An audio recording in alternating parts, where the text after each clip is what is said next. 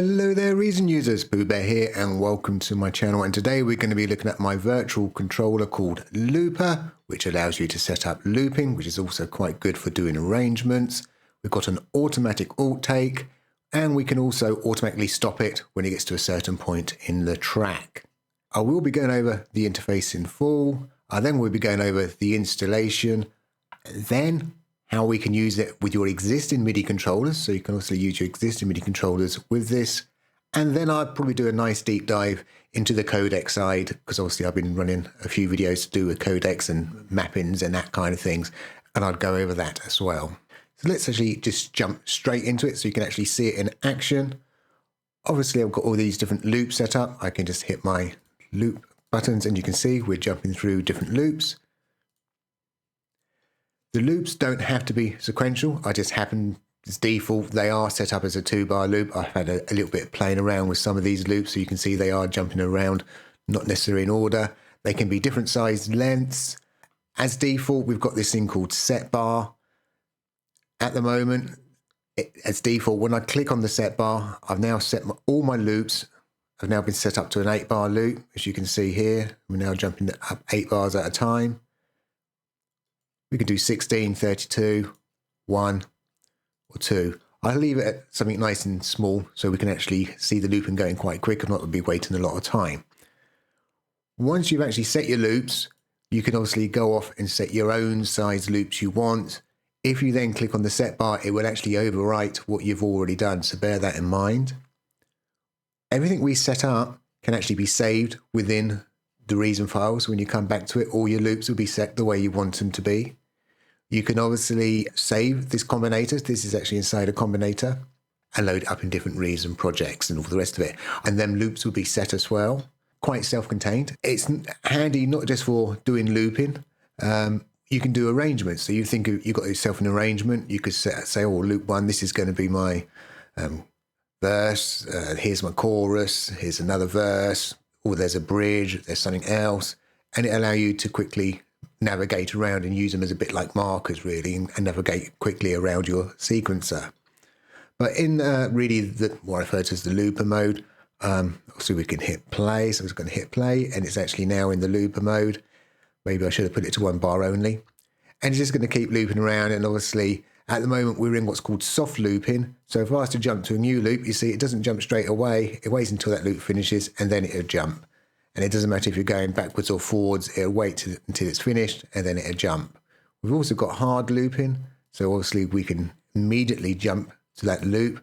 And whilst we're in hard loop mode, every time I hit the button, it'll jump back to the beginning of the loop. So you can have a bit of fun hitting the first beat and go doo, doo, doo, and let it go and play the rest of the music, whatever you're going to do, I don't know. The function I really love in this is the alt take. So when we click on alt take and we go into record mode, I've got this set up for record at the moment. We're going to start recording. So if I start playing some notes on my keyboard, we can see we can start getting some stuff up, and it's automatically going, it's automatically going, it's automatically going. I need more than one hand here. So whilst I'm playing this, I could actually just suddenly go, oh, I'm going to put this onto soft and I'm going to jump to another loop. So when I'm finished playing that bit, I'm going straight into this next loop and I'm going to start recording that. And you can do that if you so wish to. I'm just going to quickly undo all this. So to set up your own loop, you just move your loop markers. Well, select the loop you want to do first of all. Move your loop markers, there we go. And you click on this set loop. That's it, it's done. So now if I go back to here, it's there. Now we're back to there. So I might say, oh, loop 1, actually I don't want it that length, I want it that length. Just set your loop.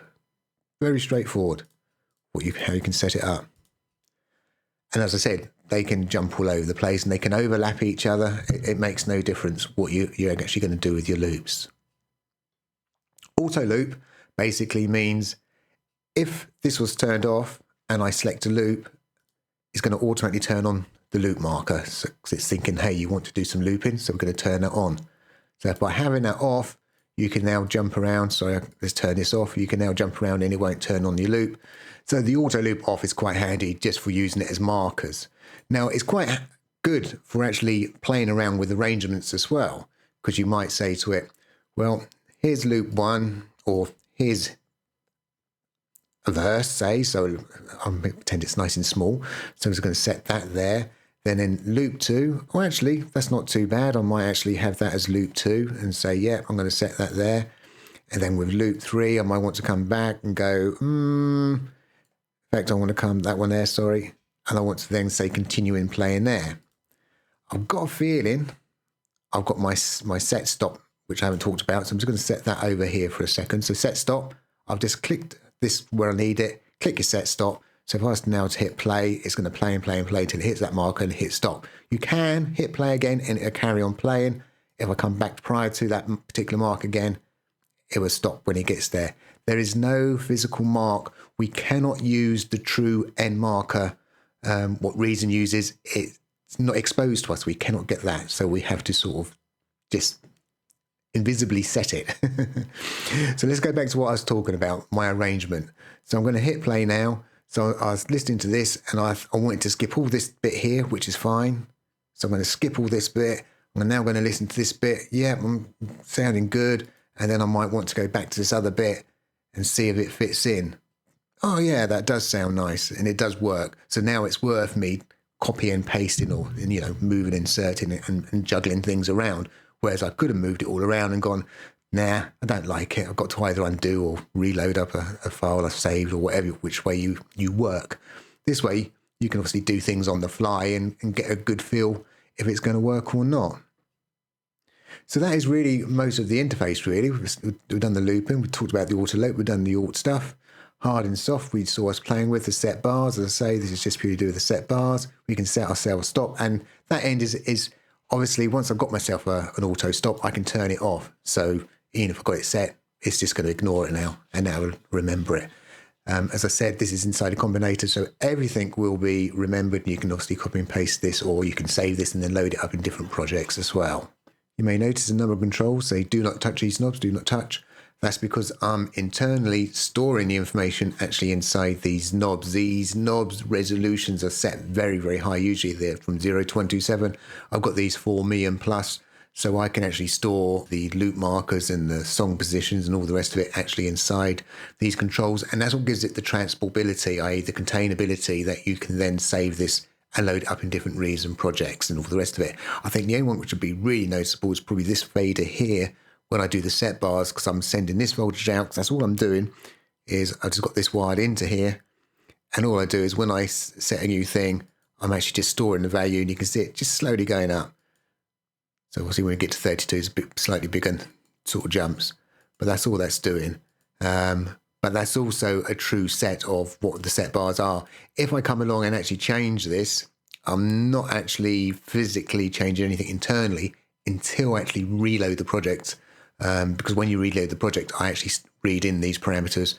Once I've read them in, I don't read them in again until obviously the reload. So it will reload that in and try and do something silly with it. But hopefully internally within my code, it should actually just auto-correct that and it won't set it to anything silly. These, it will, because these are actually do song positions. So you set these, you will get silly loop markers all over the place. So don't touch them. That's the basics of it at the end of the day. So let's actually jump into the installation of this. It's quite straightforward. We're going to set ourselves up a loopback. We're going to install the control surface, obviously set it up, and then load up the combinator, and off we go. The loopback I like to use is called Loop Midi. You can also use whatever you want. I've used this one for absolutely years and years and years and years and years. Simple download link. You just obviously click on your download link and off you go. When you actually install it, I should be able to pull up a version of it here. Here we go. Looks a little bit small. Let's see if I can zoom in a little bit. When you install it and it comes up, you probably only got one port, which I believe just says Loop Midi port. So it's been absolutely years and years since I've actually done a fresh install of this. I've never had to touch the advanced stuff or the about stuff. All we're going to do is we're going to come in down here and I'm going to have to stretch across, and I'm just going to type in there PoohBear, and I want it called Looper, and that's going to be my MIDI port. We can click on the little plus sign here, and that's it now set. The only thing to look out for on Loop Midi, well, you don't have to look out for, we have this little mute button, so you can actually mute MIDI ports. The only thing I'm going to say about that is because we do loopbacks, we should be absolutely fine, but this detects loopbacks itself. So if it detects a loopback, it will actually mute a port out to stop, obviously, the feedback going on and on and on. If you get a very, very tight loop, you can actually lose control of your application, which is doing the MIDI loop feedback. And so this detects it and will mute it out. So if all of a sudden your MIDI stops working, it's always just worth double checking Loop MIDI. It hasn't actually muted anything. And that new port will be at the bottom of the list. He says somewhere, there we go. There's our new port at the bottom of the list. And that's it. That's your loopback set up. The only thing I do is I make sure that Loop MIDI runs whenever I restart my Windows. Obviously for Mac users, you've got it built in, so you're good to go. Next thing you need to do is get to this particular Dropbox. Let's zoom out a little bit. Quite straightforward. I will put in the URL and obviously everything else actually into the description. It's got a remote folder, README, and obviously it's got the Combinator file itself. Inside the README, we've got all these installation instructions, which obviously are going to be quite helpful.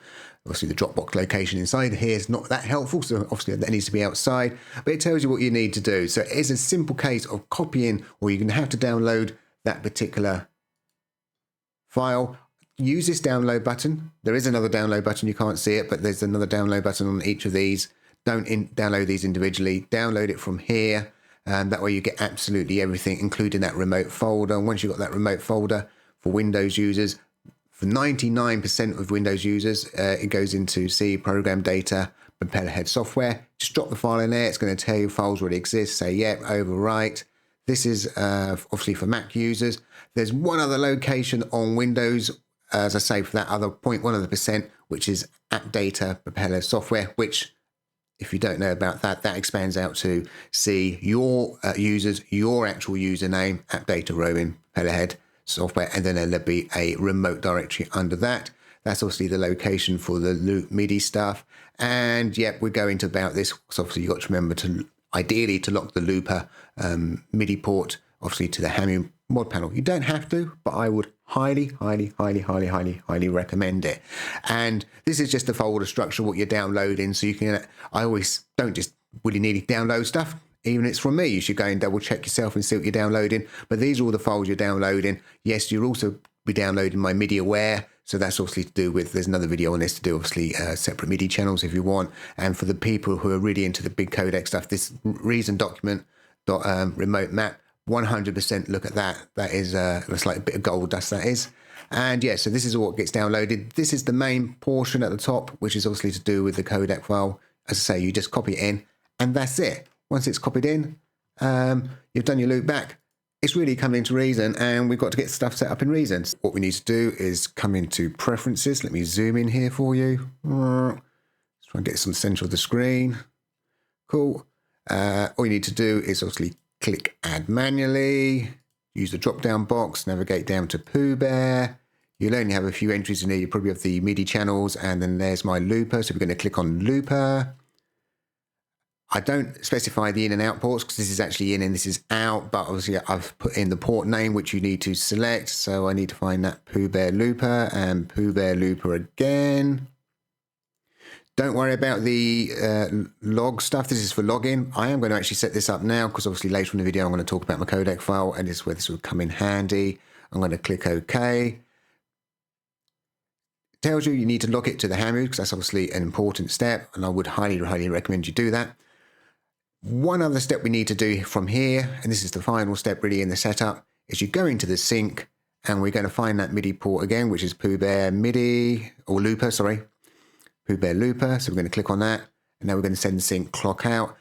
Default, I think you'll find all three of these are set. I always untick the send MIDI clock while the sequencer is stopped. Why send data around when you don't need it? But we need the other two set. And that is it. So all that's left to do really is to right click on this. And I think if I right click on this, you're not going to be able to see it anyway. So I'm going to have to zoom back out, right down the bottom. Oh, there it is. In fact, it remembered from last time, probably because I called it the same name. There we go. PoohBear Looper is still actually locked to this particular device, which is obviously a big tick. It's what you want to do. And that is it. That's now the installation done. As you can see, I've deleted that surface control and put it back in again, and we're up and running. No problem at all. Final little things, I suppose, which I haven't spoken about is The way the codec file actually works, it has to obviously have, be in a mod panel 16, it has to have this name called looper or looper something. So anything which is called looper something, like over here, I've got another one called looper 1. You can have multiple copies up. If it's not called looper, your mod panel will work as a box standard mod panel and my codec file will have 0 effect on it. So you've still got your mod panels to work with.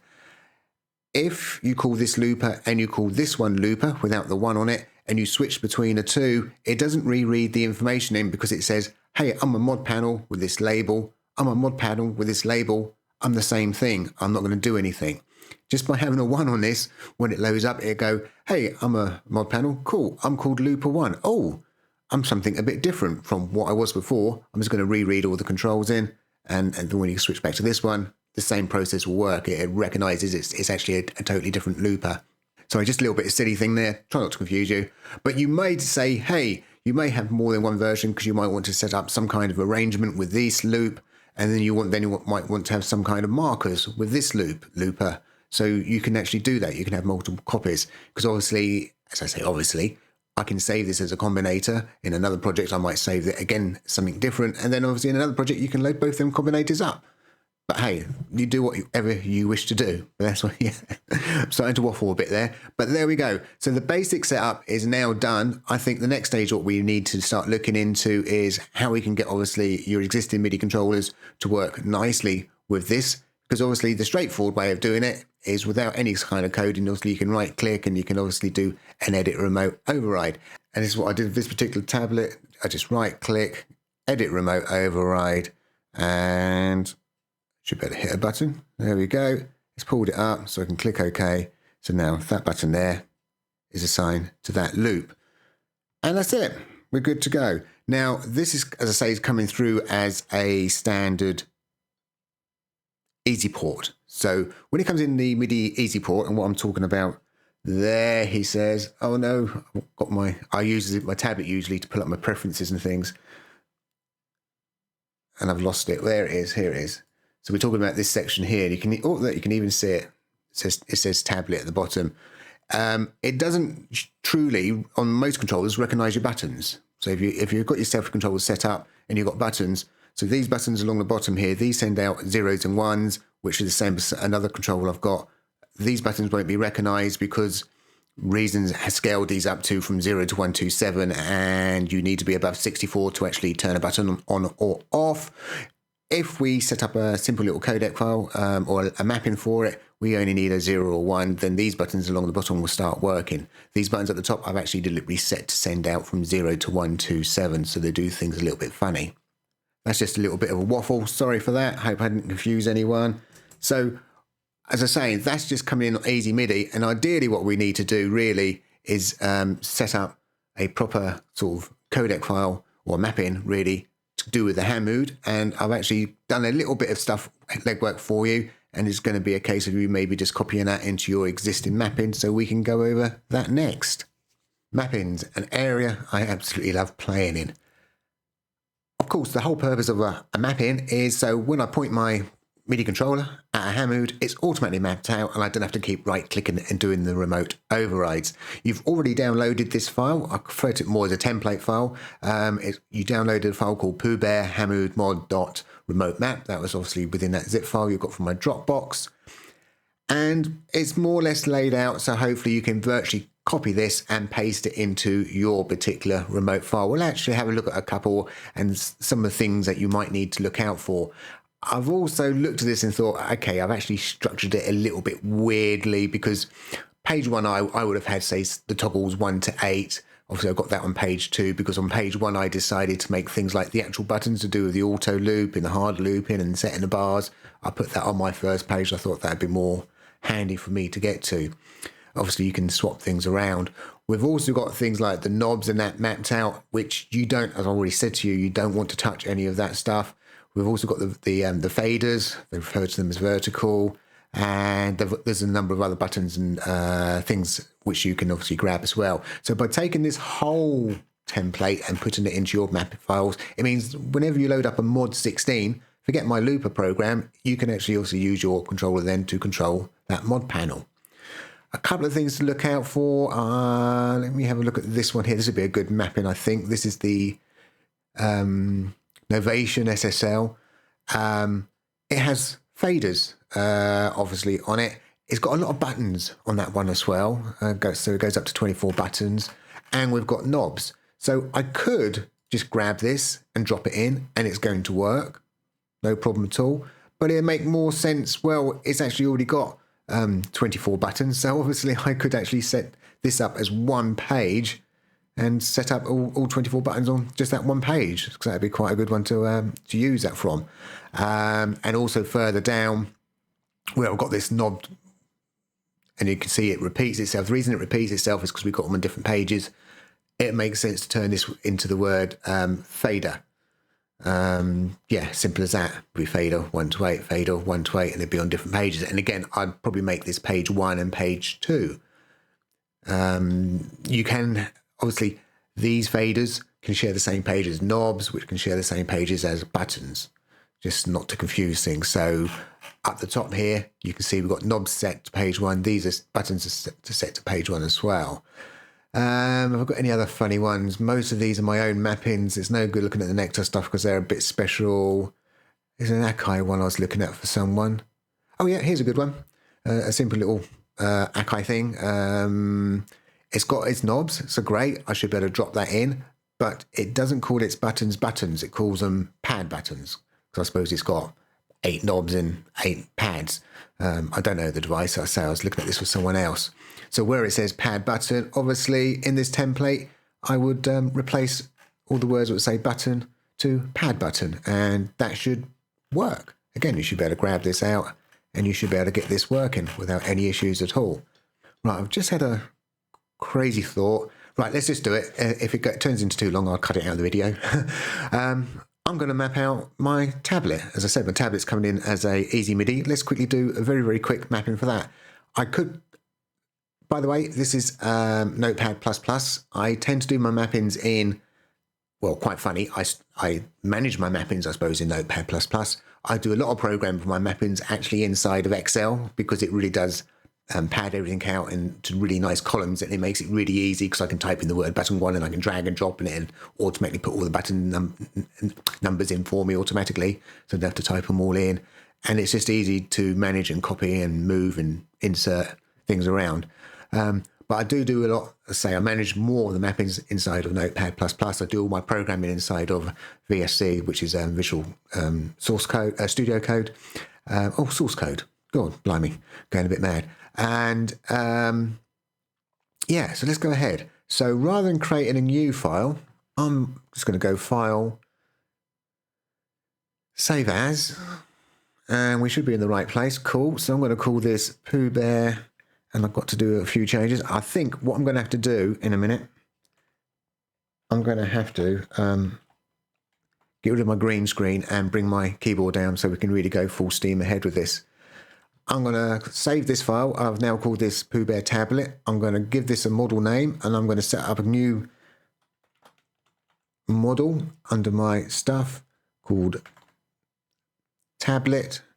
And because my tablet's only got buttons, I can actually set the equivalent of knobs up.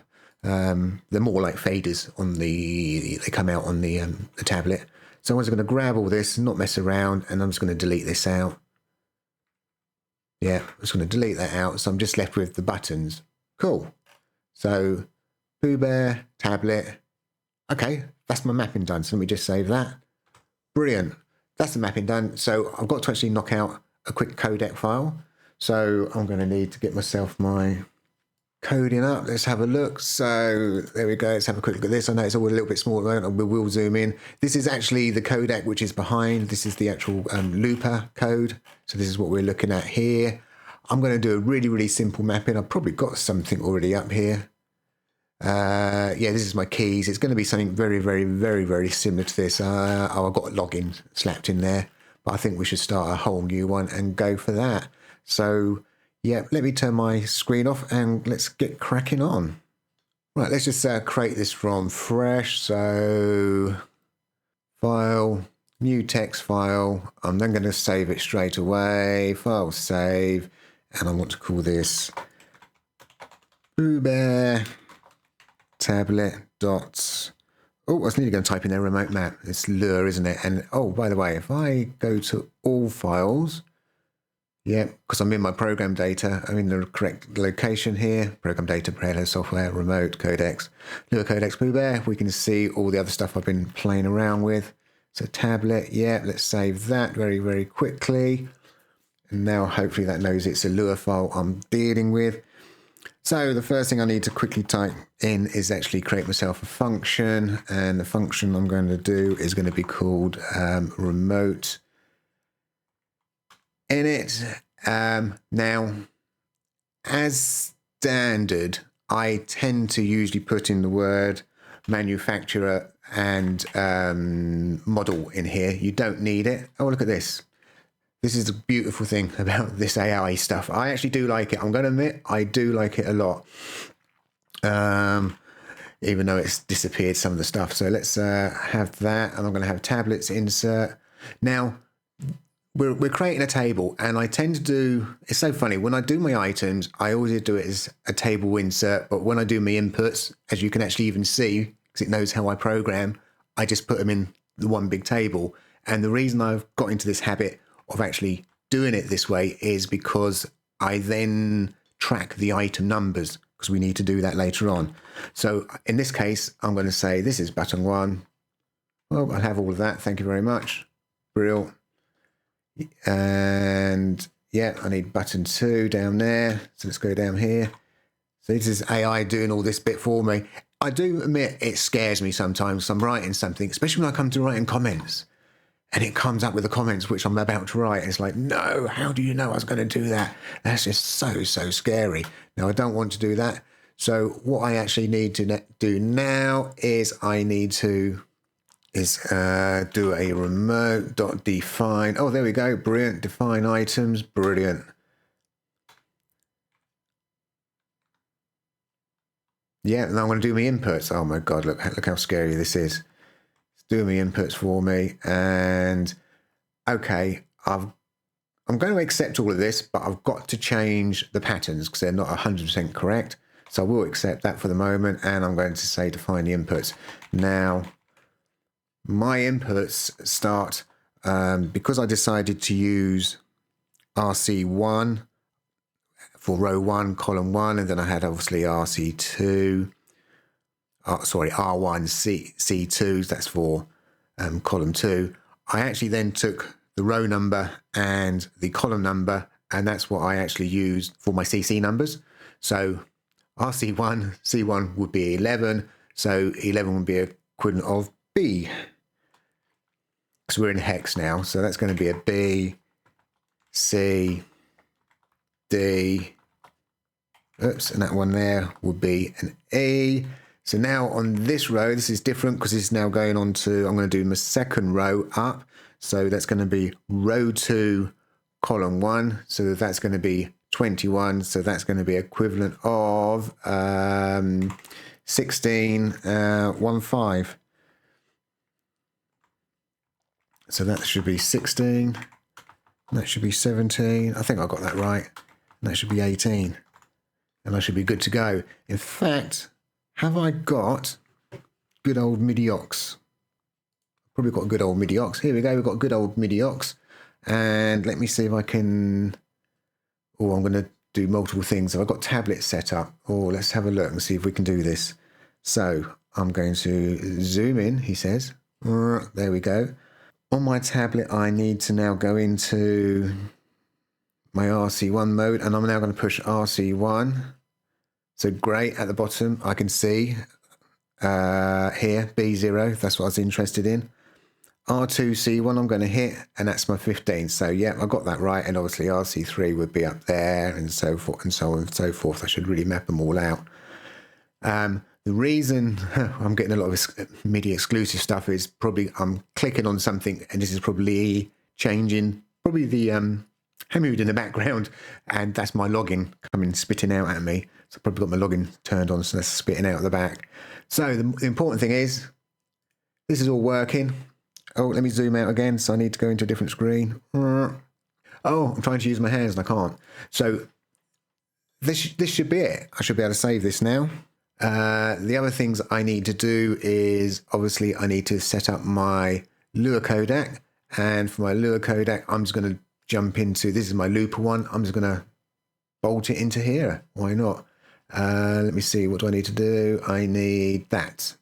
So I'm just going to copy and paste that and be a little bit lazy. It's always dangerous copy and pasting. I don't need any setup text info, so I'm going to get rid of that myself. I'm not got any login set up, so I'm going to get rid of that. Description, this is, I'm going to call this tablet, because I called them my port tablet. I say this is tablet, so you should really call it something like tablet in, but I think I was playing around with another port called tablet in for something else I was doing, probably with Midi aux. And there isn't actually an output port, so optional is true. I do not need to set it. If I had that down as false, when you're setting it up, you actually have to physically put in a port, but now I won't. Doesn't have a keyboard, and here's the important stuff. So I called it tablet inside the remote map, so that has to be exactly the same. Source, well, yeah, we're going to just call that file we've just created. I did save that file, did I? Yeah, it looks like I have done. Wherever it was, yes, it's up there. I'm going to grab that down in a second. And, oh, I need a picture. So let's call that picture tablet. I'll do. In fact, I'm going to be lazy here, and I'm actually going to copy that. And the reason I'm going to copy that is we've got to go and find ourselves a quick picture. So if I do Control S to save that, where's that tablet? I was going to pull that down there so they're closer together. Brilliant. That's there. Let's pull up a browser. Here we go. And I want to look for a tablet icon. Here we go. Brill. Icon packs, that'll do one. Come and visit the site. Yeah, PNG file is what we need. Has to be smaller than 96 by 96. So there we go. 64 do me absolutely fine. And obviously I'm putting it into programs, data, Propeller, software, remote, codec, Lua codecs, PoohBear, and it's a PNG. So let's call that. There we go. PoohBear tablet.png. Click on save. That's all done. And theoretically, all I need to do now is go in, start, restart Reason. So that is actually what I'm actually going to go and do. Let's go and give this a restart. So the moment of truth. Here we go. I need to bring up preferences. Need to add. Oh, let me zoom in. You can all see what's going on. This is where I need to select PoohBear, and hopefully now we've got one called tablet. Well, hey, there it is. My port name, I'll say it's called tablet. Oh, it just about fits on the screen. Brilliant. And I don't have to select an output port here, so I can click OK. And the other thing, if I click OK, is you can see tablet is actually selected as an easy MIDI input. This is where some people get, or some reason gets his knickers in a twist. If that doesn't disappear and you're using two controllers, this is what gives you like really short notes if you're recording or something, because it hasn't removed it from one. It should automatically do it. So when I click OK, the word tablet, as you can see, is now disappeared, but it looks like I've got an error, which we'll have a look in a second. Yep, it's actually gone altogether. I don't know why. I thought it's going to leave it there and just unmark it. But anyway, it's gone, and that's the important thing. Oh, we've got an issue. What's going on here? Map entry with an unknown group name. Oh, on 26, 27, 28. Right, so let's quickly zoom out, and let's go and have a quick look at our mapping file, he says. If I can zoom out. Where's my mapping file? It's over here. Let's quickly grab it up. An unknown entry, line 26. Here we go. This is all okay. What's wrong with that? Page 4, 1, 2. Oh dear. Oh, brilliant. I made a mistake. So I need to put a page 4 in here. Whoops. So that means my template file was incorrect. So I can update that. Babe. And I haven't released this video. So, hey, no foul. Haven't done anything wrong. But hey, just as well, we did this little experiment. If not, I'd have had a bit of mud on my face. Here we go. And Oh, we've still got another error. Let's have a quick look at that one. Oh, 35, 36, and 37 now. Oh, dear. PoohBear, what are you up to? Want that one there. Oh my God, I corrected this, so I must have done something really stupid. You can't, to rem out a mapping file, you just do that. And that's remarked out, and that won't. And you could obviously put a comment in if you wanted to. Yeah, so you can do that. But you can't put a comment file at the end.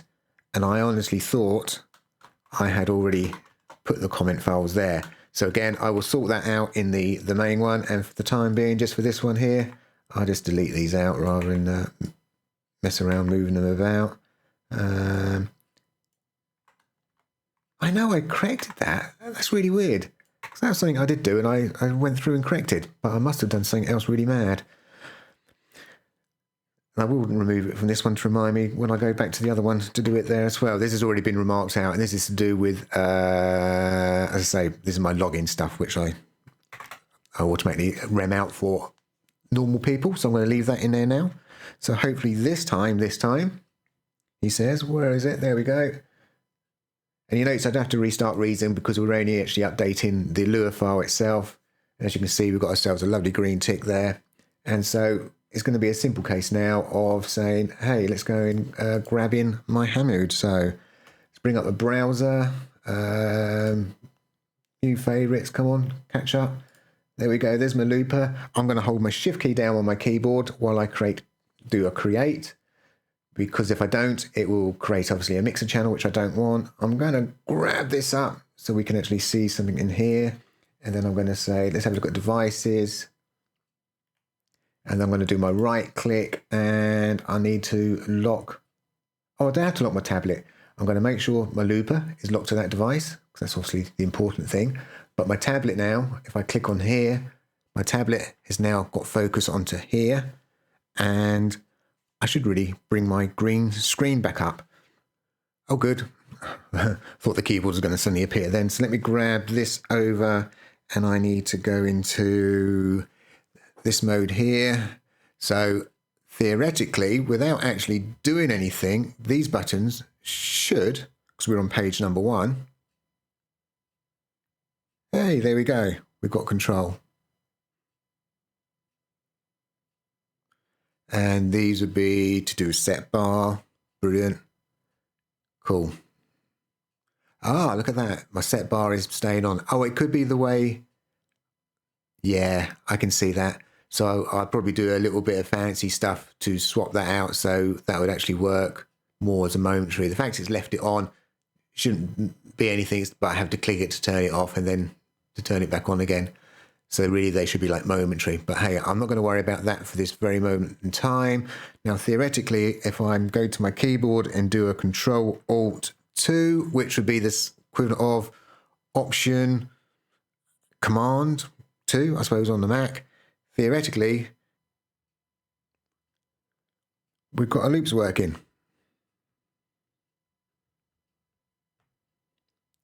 That should do the top loops, yay. And then if I do a Control-Alt-3, yay, we move along to the next set of loops. Now, I'm going to admit, once I find that when you set up a proper controller, these do work a lot better. I find with the remote overrides, this top row, for those who know the Hamu, they're momentary buttons. So when you click them on with a mouse and you let go, they, oh, you can see they go off.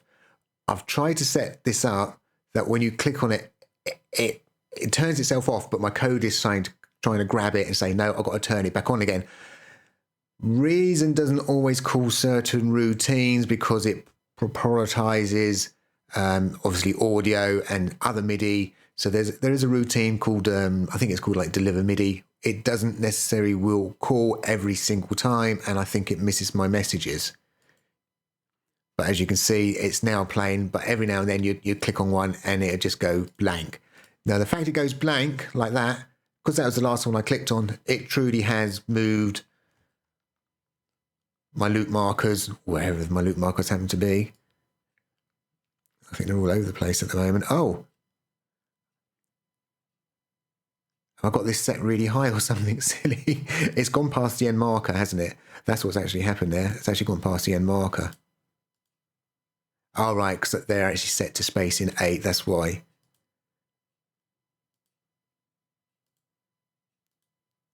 And I think my end marker's there. Yeah. So again, this is just a reason thing, isn't it? That with the follow and all the rest of it, when your loops and things and you set up further up, it doesn't follow, which is a real pain, because it'd be really nice if we could come down. I was trying to do something where I was having a real long stuff, like hours and hours long, and I wanted to be able to come in here and actually say, hey, I want my time marker to be way up there, and I was hoping it would select it and then I could move my end marker, but no, it doesn't do that. The whole point though is, let me put my control 1 back on again, and then, hey, look, it's all upside down. So yeah, we're working. We've got that actually up and running really quickly. A couple of little glitches along the way, which have been really nice, because obviously I can go and sort them out before you lot go and download everything. So that was really how we've done our mapping. Quite straightforward, really, what we've been achieving with this. I hope this was big enough on the screen. I've just sort of realised, oh, that's my keyboard. I realised actually it's looking quite small. I should have actually zoomed in a bit so you could have seen a lot easier what's going on. There we go. I've got a little bit of a zoom going on so you can actually see what we've got here. Let's actually go and hopefully you kind of followed what I did there. So just a quick recap. Obviously you need a Lure Codec file is where you put your header information in to say, hey, here's my Lure file, here's my pictures. The remote map file is a little bit different because it doesn't have to have the same name. These names obviously are important. So obviously I said my source was PoohBear tablet.lure. So there's our PoohBear tablet lure. Click on the wrong screen, sorry. And then we had to put a picture in, which is fine. As I say, for the actual mapping file, it's a little bit different because the mapping file gets all its information from the top here. And so I can have a different name and it'll come in here and go, there's my manufacturer PoohBear. There's my tablet, which it would tie up with inside that Lure Codec file. So let's actually have a quick look through the actual Looper Lure itself, because I don't think I need to do anything more really on the control side of things. I just need to make sure I remember to update that template file. So my coding's all over the place. I'm not going to pretend to be a fantastic coder. And interestingly, a lot of these comments are actually AI generated.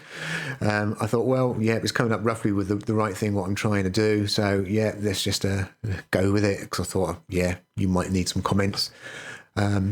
So I work a lot from tables. So you'll see I have one called Mapped, and that's obviously to do with a lot of my mapping stuff. So obviously you can see things you'd recognize: song position, play, the alternative take, device name and label. So I track the device and the label, and that's how I can sort of turn around to it. And actually there's this table here, because originally when I've actually got another one called utils, all it's down here, and it does a lot more stuff. It allows me to do my copying off my oscillators, and I can do morphing and all sorts of other things. And that, I originally designed it so Mod Panel 16 would do, say, radio buttons. This is also a mod panel, this new one. This is the black version, so it had a totally different name. And so that one might done the group loops. So that's how I was working it. And then I decided, I don't know, I was playing around doing something else, and I realized actually I can use a label. So I can just use one mod panel and just change the label name. And yeah, it works, and it works really well. So this simple table does a search. When I put in the device name, does it exist? Obviously, I don't need these other options now. I think I've even got a note here to tell you, look, we look at the device names and set master to true. No, that's not true. We now look at the device names and the label, and that's the label I'm looking for. So that then is obviously populated, and I track that internally here. Obviously, record, stop. So you've got your usual sort of stuff, as I say, what I'm actually mapping. Slightly different is this .store, because if we actually looked at the mapping file itself, where I've got all the knobs, rather than having knob 1, knob 2, it's called store 1, store 2, store 3. All the looping functionality is actually held within this particular table here. So we can, yeah, well, we're tracking all the stuff.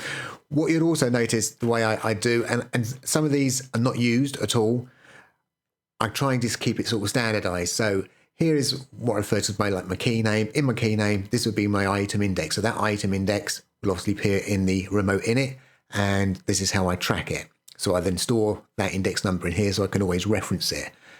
If it happens to be related to a CC or a note value, I will put that in here. This hasn't got one. This one does have one. I'm not sure why store has one. I'll have to go and recheck my brain or why I did that. Some of them are more obvious than others, like obviously the plays and the stops. So I'm actually using quite high numbers internally. So if I start playing or if I hit stop, I'm more interested when I actually do a stop, because I do that end marker stop. I send out obviously the CC number. That's what I'd use. Obviously play here, I'm not tracking for some reason. Play also, there's an auto play. This is to do with my other util stuff. So my stop will probably make more sense. So there's my stop, there's my auto. So we can do an auto stop. And this sort of sets the position. So where is the position? So again, we've got an index, would be in the remote ini, which I'll be tracking. The value, as you can see, we're actually tracking quite a big value here. And let's go on. And I've also got an output. So again, I had to have another item index. But it doesn't have any CC or note value. So you've got to remember, there's not going to be many CC or note values with this, because this is virtual. If this was actually a controller, all these CC and note values obviously would be filled in. If I was going to say, look at my Akai or something, you see they're filled in all over the place. I do have a couple filled in because that's why we use the loopback. So when I hit a stop, I actually send out using CC 115 stop message, which then gets received by this program again, because we're using an actual loopback to come back into ourselves. And then I check it and I go, yeah, I need to stop. So I can issue a stop command. For those who obviously know a little bit more about Codec, we've got three main functions. All right, you've got the remote init, forget that one. We've got three main functions, which is to do with the remote deliver MIDI, the remote process MIDI, and we've got this remote set state. They're the main three functions. So the remote set state gets called when we move knobs, right? So we're doing stuff with the controller, and that's effectively what we're doing. Even though I might use my tablet's going to push a button. That button in turn will come back to this particular codec file and say, hey, I had a button pushed, which I can then capture in this remote set state and act appropriately. Oh, you've hit this button here, which is active, might be to move the loop or something. From there, you can't actually physically change an item number or an item. So it could be, how am I trying to explain this? So I suppose the equivalent of, I can check for, have I reached my position for my stop, but I can't physically stop it. There's no command for me to stop it. But what I can do is I can send out a MIDI command, which comes around and then comes into my remote MIDI, so my remote process MIDI. And then within there, I can actually update physical controls. And one of the controls I can obviously update is there's a stop, which will actually physically stop reason. So that's how we can do stop starts and all the rest of it. So it sounds a little bit convoluted the way it has to work. But yeah, so I'm sending certain messages out, looping background, which are then coming into the process MIDI, and then it's going to process it. However, with the actual looping, that's done a little bit differently because I'm using the sync clock itself. So that's basically the main table, which we'll be tracking a lot. That's my looping stuff. So that just holds where, stop, start, what they are. And obviously you can see we have got CC numbers here, which start at 16. And I was being a bit lazy because obviously I could actually add these two together and put it together. But I suppose I usually track these via variables. So there must have been a reason why I suddenly changed. And why did I go to 16? So I usually start from 0. But anyway, let's not worry about that.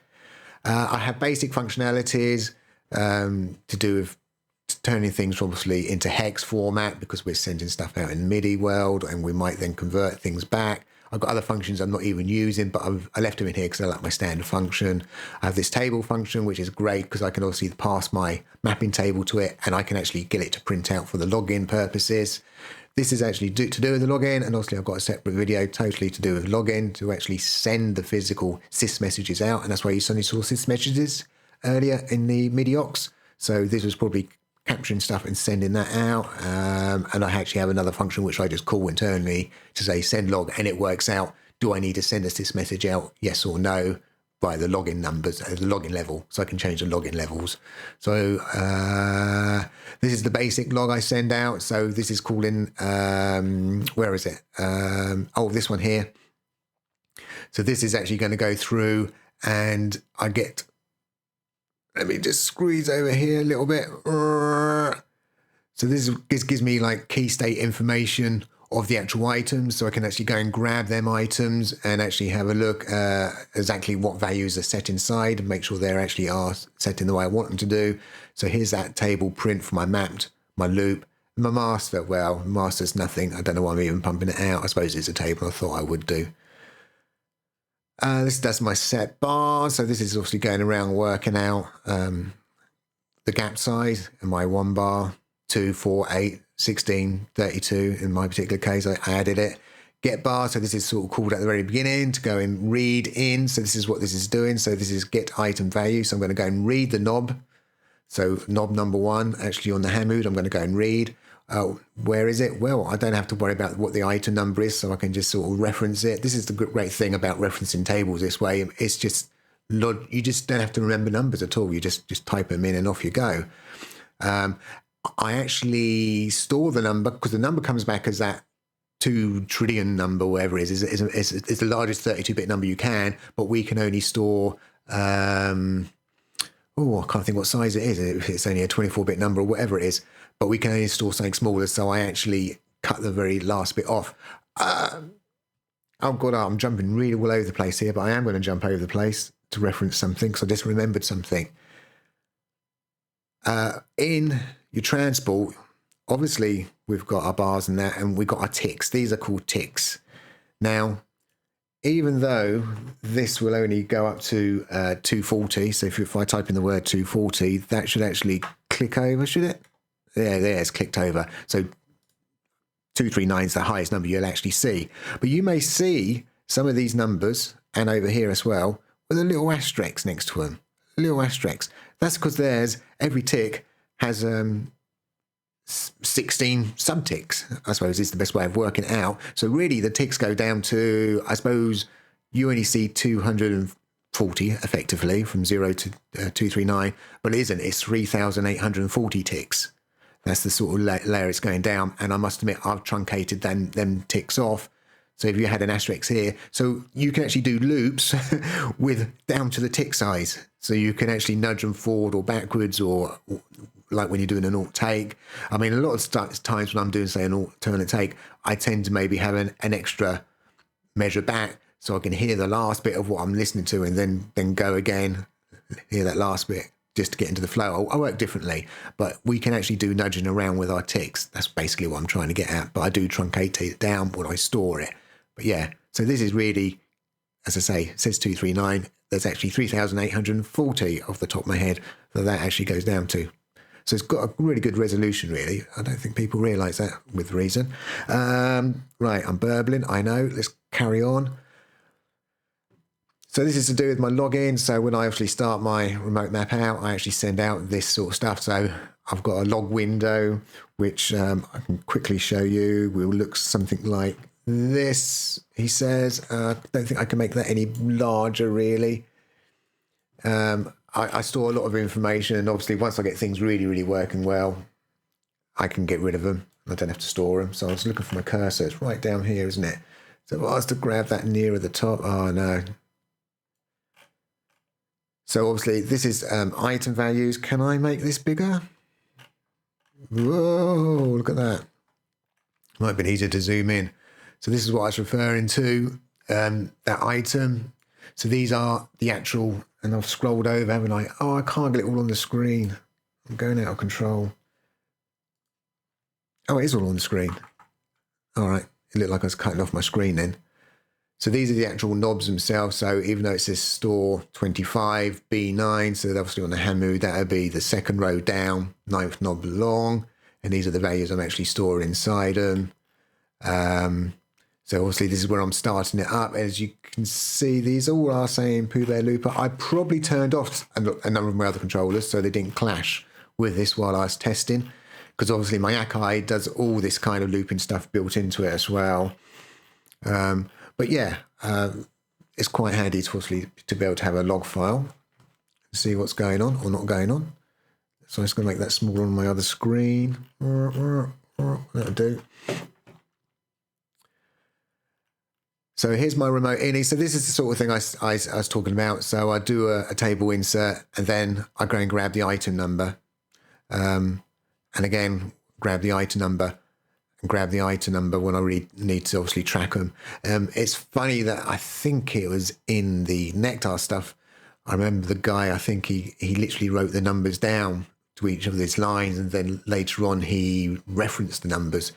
And I felt, oh, no, this will allow me to actually take these two lines and I can move them down to here. Say, well, I could move that up to there and all the numbers will match and I don't have to change any other code. That's the whole purpose. I don't have to go around and keep changing code. So I track all the items, as you can see. There's my group loop stuff. Here's my store stuff. So usually this would be your knob 1 to 8. Some people call it store. Obviously I've got logit buttons and all sorts of other little things going on. Actually, as you can see in the defined items, there isn't anything here. Sorry, in the output, the only thing I was doing for the input, input, the output, I'm getting ahead of myself. For the input stuff, the only thing I have ever tracked is the stop. Can't remember why I done it that way, and I didn't hard code it because everything else is sort of coded manually. I must have been, I'm wondering if that again was a throwover from my utils because I was obviously doing stuff with that. And then we're getting into the Midi process. As I say, I don't do any check-in if I don't equal a mod panel 16 and the label's not called Looper. So this is what this Midi state, a master state does. So it's not in a master state. It won't do it. Again, over here, I know it's quite small. I've got a utils and I've got a utils slave. So this utils is actually firing out MIDI messages, and this utils slave is actually listening to them on the same, inside reason. And I was doing that so I could go to my mod panel, because this is the whole point of this. This is another mod panel one, and I can move a knob, and that will be morphing between one oscillator to another oscillator, say in Europa, or I might copy one oscillator to another, but I'd be running it from my Hamu over here, but I'm controlling the Europa, Thor, whatever device happens to be over there, but the slave has to be pointing to Europa and utils has to be pointing to the Hamu. And that's why I ended up getting to this sort of master state. So this is a timing event which is never called. I think I was just trying to track it because this is something which is sent out obviously from the sync clock. This is a stop event which comes from the sync clock. So I'm actually checking, is there a stop event? And what I look for is a stop event, which will happen if you even put normal stop and I take a measurement in time.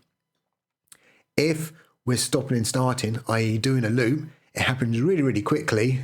And so I sort of do a simple dirty check to say, well, am I within this many milliseconds? It's actually done a stop and a start. Yes, then I'm going to actually do an alt take. So if you was very quickly at doing a stop start, you had my loopers set up, it should ultimately do an alt take.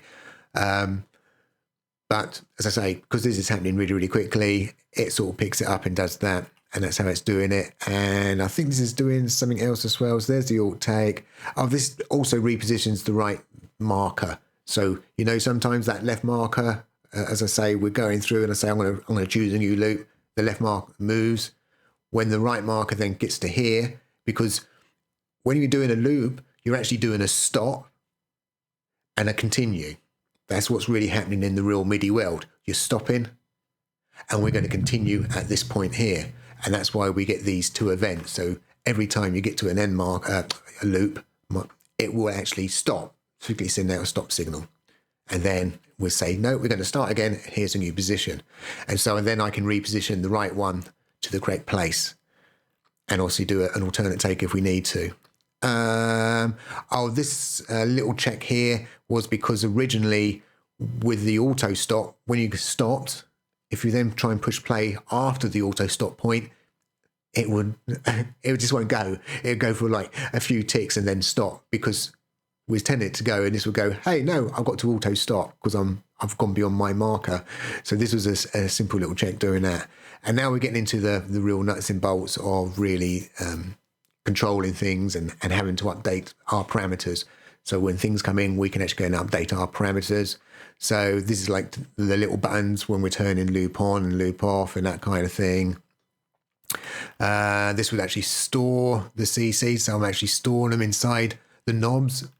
So when I hit that set loop, it would actually come and store them inside the knobs. I'm losing my voice. Set bar, auto stop, the actual loops themselves for when we're moving around. Obviously, it has to work out where's the start, where's the end, and all that, and if it's hard looping or not. And if it's a hard looping, we need to go immediately.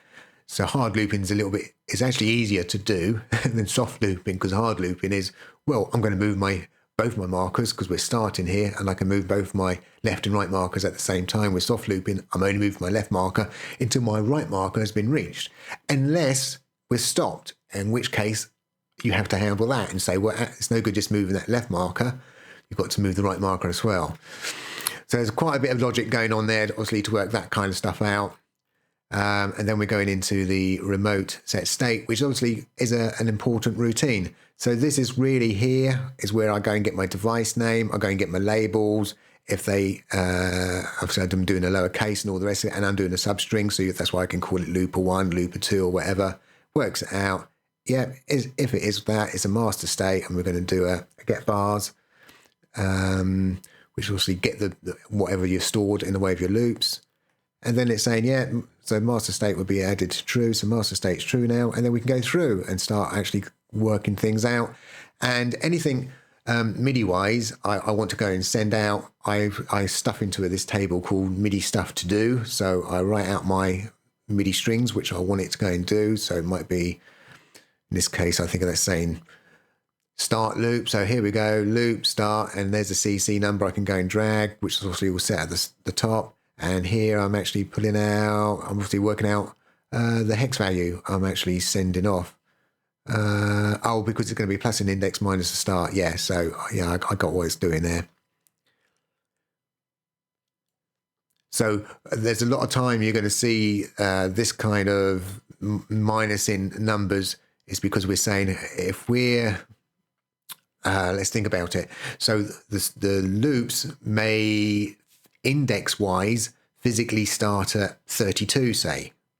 So if I happen to be on index number 34, I minus off the start, and that would mean, hey, I'm on loop number 1 now, because obviously 34, I started on 33, 33 would be 0, this would be the 1, 2, 3, 4, 5. And so you're then referencing something from 1 to 16, or loops in my case from 0 to 23. There's 0 to 24 buttons, but yeah, I go from 0 to 24, and that's how 23, sorry. And that's how I manage my 24 buttons. Oh, God, when you sort of try and explain these things, you have to always keep remembering to take minus 1 off or something when talking about zeros. I do. I know with Lua, a lot of things start with 1 and not zeros. I started a lot of things with zeros because of the way then I can reference and add things together. It makes it a lot more sense further down the line. So that's what all this MIDI stuff to do is adding things, it's doing things. If there's a play, it works out if play's on, is play's on, yeah. So I set a flag so I could use that later on, which I don't think I used in this particular code, but again, it's throwback from the utils. We're going to set the loop and say, work out, are we setting the loop? Yeah. And then we're going far off. Stop markers, as you can see, quite straightforward stuff. Let's go back to here. And then here's the delivery stuff. So in the delivery stuff, I work out, have we gone past our stop marker? So the stop where you put it and where it actually stopped is not going to be 100%. There is going to be lag because this routine can be called 5 times in a second. It might only be called 1 time in a second. I have no control over it. It's something which is happening, I say, internal to reason of how busy it's really working. Then what I do, so remember that table called MIDI stuff. I've got two. I've got one called MIDI stuff to do, which obviously we can then send back into our loopback. And I've also got this other port, which is port 2, which is what I use for my login, which I send off to MIDI aux. And I have a logger in there where I can actually go and see what I'm actually doing. Now, yeah, I realize I could just take this table and push it into this other table, and I don't actually have to do it this way. I ended up doing it this way, and I've stuck with this way purely because I wasn't too sure if any of this stuff, the MIDI, the remote process and the remote delivery and the remote set state, if it was multi-threaded or not. You know, I've been doing a lot of coding on Voltage Modular, and there's a lot of multi-threaded stuff going on. And I thought this would be just a nice dirty way of getting around if there was multi-threading going on, that I shouldn't drop any messages. So yeah, I ended up doing it this way. So yeah, it might look a bit weird and you may want to change it. Go ahead and do it. And there's a simple release from use. Doesn't do anything apart from just tell me it's closing down, which I use my login. So that's the basic codec, and that's basically really, you know, how I'm working. It's when I want to get stuff back into my remote process MIDI, I shove it into my table called MIDI stuff to do, which I fire out, and I get that to loop around. As I said, the remote process MIDI is the one which actually is doing the physical changes of the controls and doing other things. And obviously there's a lot going on with the actual group buttons, because you think about I've turned the group buttons into radio buttons. So when you push button number 2, it's got to say I've got to turn off button number 1, so on and so forth. And I've turned tried to turn the momentary buttons into, again, radio buttons, so they actually stay on. And most of the time they do sort of stay on. I find when I'm using the controller, they're pretty solid. When using the mouse, they're a bit more flaky. And when I've done my login, I can see for some reason it's done part of the work and it's missing a chunk of the code, and I'm wondering if that's anything to do with Reason itself not firing off something, so I've missed it. I don't know. I haven't tracked that down fully. I just know it's missing some of the logins, not getting to where it's meant to be getting, because it's working sometimes and not others. I feel like, yeah, I'm a bit frustrated on that one. Out of my control. That's the word I'm looking for. It's out of my control, and I hate that when things are out of my control. Right. I think I really have waffled enough in this particular section. So if you're getting into your codec file, yeah, you've got this obviously to go through and have a little look at and have a laugh at maybe, and say, God, yeah, I'm doing things so badly and I shouldn't really be doing it this way. Let me know. I'm quite happy to know. I'm always open to learning, but it's working. It's the key thing. And I suppose the way I'm programming and the way I'm programmed this so far, it's been working quite well for me. I find it's very, very fast. I find it quite fast and efficient for me to work. But yeah, there we go. So I think that's left for me to say, if you're still with me, thank you for watching, and go and have some fun and, yeah, go and create some music. Bye for now.